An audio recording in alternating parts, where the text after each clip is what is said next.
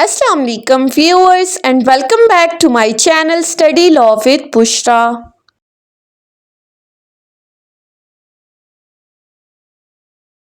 So in today's video we are going to discuss the topic of modes of dissolution of marriage under Muslim personal law.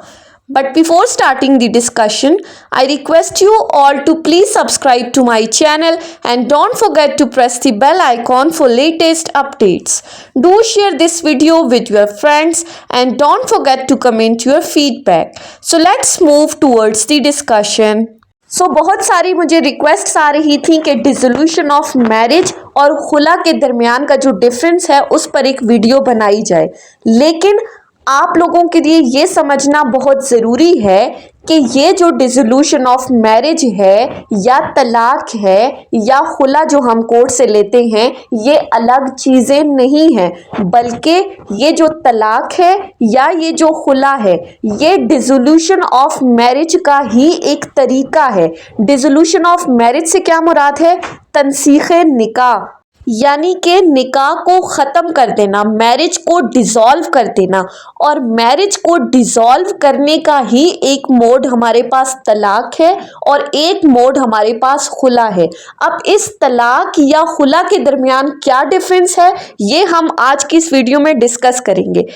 Marriage किस तरह से dissolve की जा सकती है under मुस्लिम personal law? हमारे पास 4 तरीके हैं जिनके ज़रिए मैरिज को डिज़ोल्व किया जा सकता है। सबसे पहली पावर है हस्बैंड के पास। हस्बैंड के पास ये राइट है कि वो मैरिज को डिसॉल्व कर सकता है। दूसरी, हमारे पास वाइफ को कुछ पावर्स दी गई हैं कि वो भी मैरिज को डिसॉल्व कर सकती है। Thirdly, mutual consent of the husband and wife, दोनों की म्यूचुअल कॉन्सेंट के थ्रू भी मैरिज को डिसॉल्व किया जा सकता है।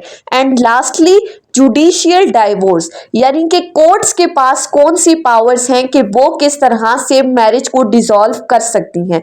अब वन बाय वन हम इनको डिस्कस करते हैं। सबसे पहले हम देखते हैं कि हस्बैंड के पास क्या पावर है, वो किस तरह से मैरिज को डिसॉल्व कर सकता है। हस्बैंड के पास 3 तरह की पावर्स हैं जिनके थ्रू वो निकाह को तनसीख कर सकता है, ख़त्म कर सकता है, मैरिज को डिसॉल्व कर सकता है। सबसे पहली है हमारे पास इला, दूसरी है हमारे पास ज़िहार और तीसरी है हमारे पास तलाक। ये जो इला और ज़िहार हैं, पहली 2 पावर्स, ये ज़माना जाहिलियत के दौर में थी, ये तब एप्लीकेबल थी, वहाँ पर तब इन चीज़ों को अप्लाई किया जाता था, लेकिन इस्लाम के अंदर इस कॉन्सेप्ट को ख़त्म कर दिया है। अब वन बाय वन हम देखेंगे कि ये इलाह या ये ज़िहार क्या है। इलाह को अगर हम देखें तो इलाह में क्या होता था कि पुराने ज़माने में हस्बैंड ओथ ले लेता था, यानी कि वो कसम उठा लेता था। अब कैसी कसम? He takes an oath not to have the sexual intercourse with his wife, यानी कि यहाँ पर जो स्पेसिफिक वर्डिंग थी उस वक्त ये कहा जाता था कि मैं आज के बाद तुम्हारे करीब नहीं जाऊंगा। अगर किसी हस्बैंड ने कसम के थ्रू ऐसी कोई बात कर दी तो उस वक्त वो तलाक हो जाती थी, वो मैरिज डिसॉल्व हो जाती थी। यानी कि अगर पर्टिकुलर टाइम पीरियड के अंदर वो बंदा वापस नहीं आता तो तलाक हो जाती थी, और अगर वो वापस आ जाता था तो फिर उसको अपनी उस कसम का कफारा अदा करना पड़ता था। ये पुराने ज़माने की बात थी, अब इस चीज़ को, इस कॉन्सेप्ट को ख़त्म कर दिया है। दूसरी चीज़ है हमारे पास ज़िहार। अब ज़िहार से क्या मुराद है?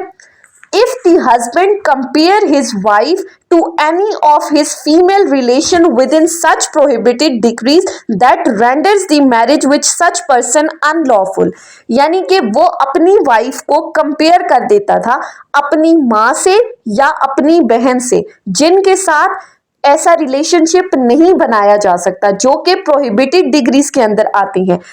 यहाँ पर जो स्पेसिफिक वर्डिंग थी वो क्या यूज होती थी कि मेरे लिए तुम्हारी पीठ आज से मेरी माँ या मेरी बहन की पीठ है, इस तरह की वर्डिंग यूज की जाती थी। अब बहन या माँ के साथ तो इस तरह का रिलेशनशिप एस्टेब्लिश नहीं किया जा सकता था। अगर किसी हस्बैंड ने ऐसी कोई बात कर दी तो वहां पर देन एंड देयर उनकी मैरिज डिसॉल्व हो जाती थी। अब तीसरी हमारे पास पावर हम डिस्कस कर रहे हैं, दैट इज तलाक। अब तलाक की हमारे पास फर्दर दो काइंड्स हैं, तलाक बिदअत और तलाक सुन्नत। अब तलाक बिदअत या तलाक सुन्नत क्या है, हम वन बाय वन इनको डिस्कस करते हैं। तलाक बिदअत को अगर हम देखें तो तलाक बिदअत is an irrevocable form of the divorce. इसको proper form of the divorce consider नहीं किया जाता।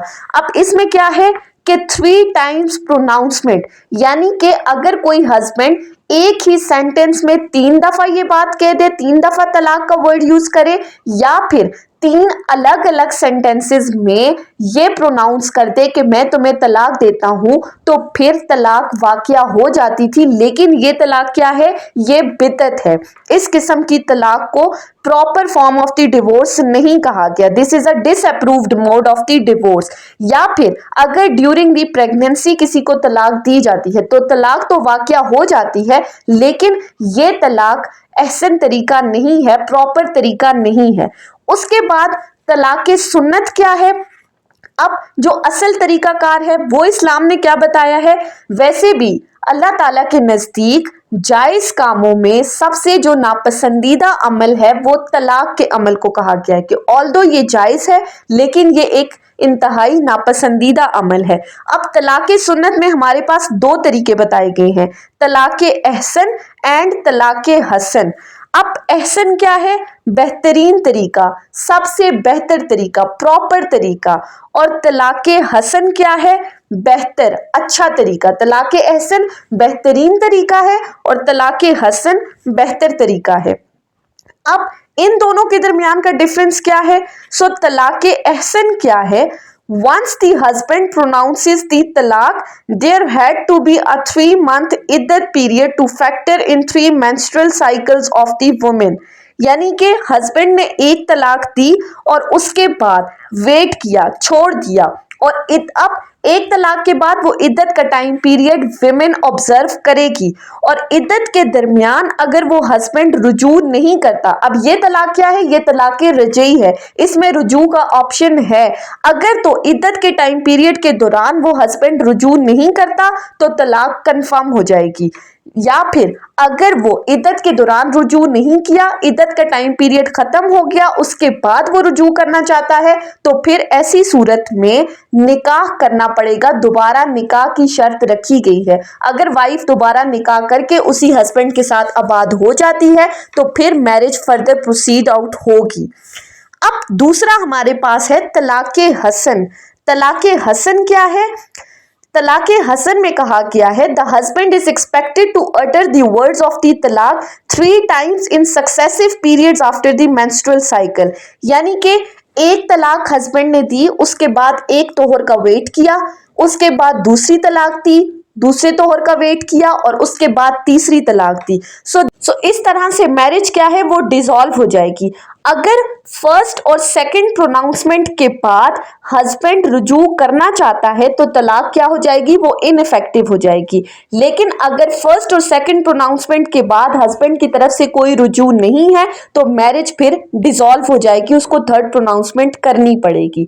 सो ये बेसिक डिफरेंस था तलाक हसन और तलाक एहसन के दौरान। तलाक एहसन क्या है, बेहतरीन तरीका है, और तलाक हसन बेहतर तरीका है, अच्छा तरीका है। इस तरह से भी तलाक वाकया हो जाती है। सो हमने डिस्कस किया हस्बैंड के पास पावर है कि वो मैरिज को डिसॉल्व कर सकता है। अब किस तरह से डिसॉल्व कर सकता है, हमने 3 तरीकों को डिस्कस किया। उसके बाद आ जाते हैं कि वाइफ के पास किस तरह से मैरिज को डिसॉल्व करने की पावर है। तो वाइफ को जो पावर दी गई है उसके पास 2 पावर्स हैं कि वो मैरिज को डिसॉल्व कर सकती है। नंबर 1 इज तलाक के तफवीज, तलाक का राइट तफवीज कर देना, उसको डेलीगेट कर देना, जिसको हम कहते हैं डेलीगेटेड डाइवोर्स। अब इसमें क्या होता है कि हस्बैंड की तरफ से वाइफ को ये इख्तियार दे दिया जाता है कि वो खुद को तलाक दे सकती है। यहाँ पर जो हस्बैंड का तलाक का राइट था वो अगर अपनी वाइफ को तफवीज कर देता है, डेलीगेट कर देता है, तो फिर इस तरह से वाइफ के पास पावर आ जाती है कि वो अपनी मैरिज को डिसॉल्व कर सकती है। सेकंड जो पावर है वाइफ के पास मैरिज को डिसॉल्व करने की, that is the option of the puberty, जिसको हम कहते हैं अखियारुल बुलूग, यानी कि बलूगत की उम्र को पहुंचने के बाद उसके पास क्या राइट है कि वो किस तरह से अपनी मैरिज को ख़त्म कर सकती है।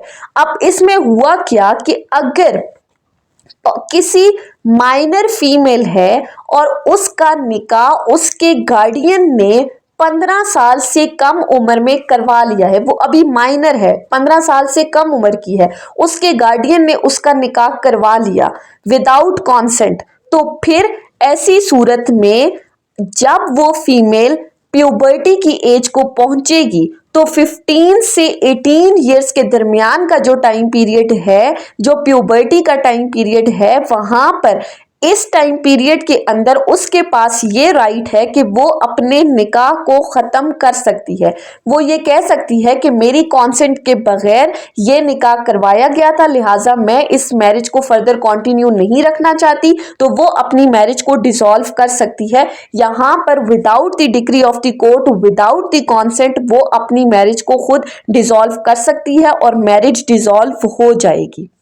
उसके बाद जो तीसरा तरीका है, तीसरा मोड है, that is mutual consent of the parties. Mutual consent के थ्रू भी मैरिज को डिसॉल्व किया जा सकता है। म्यूचुअल कॉन्सेंट में हमारे पास जो पहला मोड है दैट इज द खुला, जिसको तमाम लोग इस कॉन्सेप्ट को बिल्कुल गलत समझते हैं कि खुला सिर्फ और सिर्फ औरत ही अपनी मैरिज को डिसॉल्व कर सकती है without the consent of the husband. ऐसा नहीं है, बल्कि कुरान मजीद की आयत के अंदर बाकायदा ये कहा गया है कि अगर तुम्हें डर है कि तुम अल्लाह की हदूदात को कायम नहीं रख सकोगी तो कुछ देकर अपनी जान छुड़वा सकती हो। अब यहाँ पर क्या है, खुला के अंदर जो कॉन्सेप्ट है that is the concept of the offer and acceptance. अब यहां पर क्या होगा कि वाइफ ऑफर करेगी हस्बैंड को कि मैं इस मैरिज से अपने आप को आजाद करवाना चाहती हूं, तो जब तक हस्बैंड उस ऑफर को एक्सेप्ट नहीं करेगा तब तक खुला के थ्रू उनकी मैरिज डिसॉल्व नहीं होगी। सो जब तक खावन की तरफ से एक्सेप्टेंस नहीं होगी तब तक खुला नहीं होगी। सो यहाँ पर जो कॉन्सेप्ट है प्रैक्टिकली कि कोर्ट के अंदर जाकर आप खुला के लिए अप्लाई कर देते हो और खावन की गैर मौजूदगी में कोर्ट जो आपको खुला ग्रांट करती है, दैट इज टोटली इलीगल। जिस तरह हस्बैंड के पास तलाक की पावर में यह है कि वो डॉवर दे के उसको तलाक दे देता है, तो यहाँ पर वाइफ को भी कहा गया है कि वो कुछ ले देकर अपनी जान छुड़वा सकती है अगर उसे डर है कि वो अल्लाह की हदूद को कायम नहीं रख सकेगी। सो कोर्ट्स के पास जो खुला ग्रांट करने की पावर है वो टोटली इलीगल है, और ये पावर उनको कब दी गई थी? PLD 1967 supreme court page 97।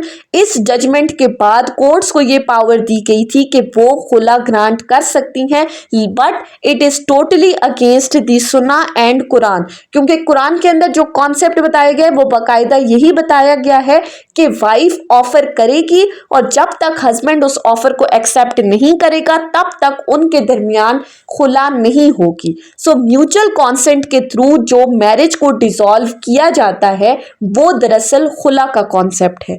उसके बाद आ जाते हैं जुडिशियल डाइवोर्स के अंदर कि कोर्ट के पास क्या पावर है कि वो कब तलाक दे सकती है।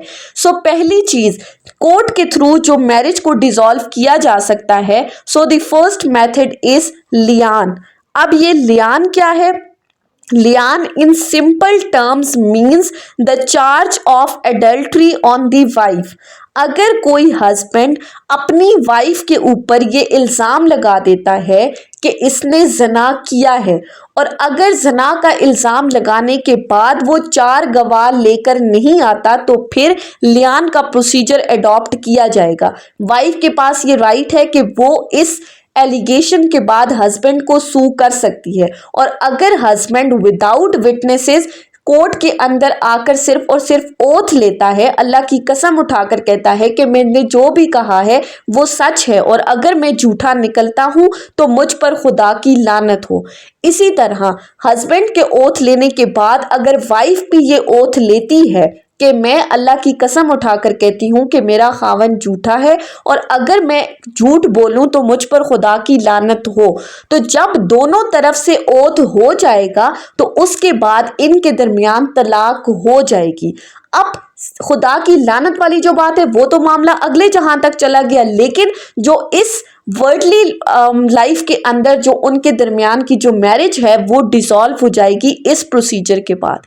इसके अलावा डेसोल्यूशन ऑफ मुस्लिम मैरिज एक्ट 1939 के अंदर कुछ ग्राउंड्स बताए गए हैं जिनके थ्रू एक विमेन अपनी मैरिज को through the process of the court dissolve करवा सकती है। कैसे कि जहां पर 4 साल तक उसके हस्बैंड का अता पता ही नहीं है कि वो कहां पर है, where the whereabouts of the husbands have not been known for the period of the 4 years, फिर वो कोर्ट में जा सकती है। जहां पर हस्बैंड ने 2 साल तक उसको मेंटेनेंस प्रोवाइड नहीं किया, उसकी बेसिक नेसेसिटीज को फुलफिल नहीं किया, तो जहां पर हस्बैंड फेल हो चुका है तो फिर वो कोर्ट के थ्रू अपनी मैरिज को डिसॉल्व करवा सकती है। इसी तरह where the husband has been sentenced to imprisonment for the period of the 7 year, 7 साल या उससे ज्यादा की अगर उसके हस्बैंड को कैद हो चुकी है तो वहां पर भी उसके पास राइट है कि वो अपनी मैरिज को थ्रू कोर्ट डिसॉल्व करवा सकती है।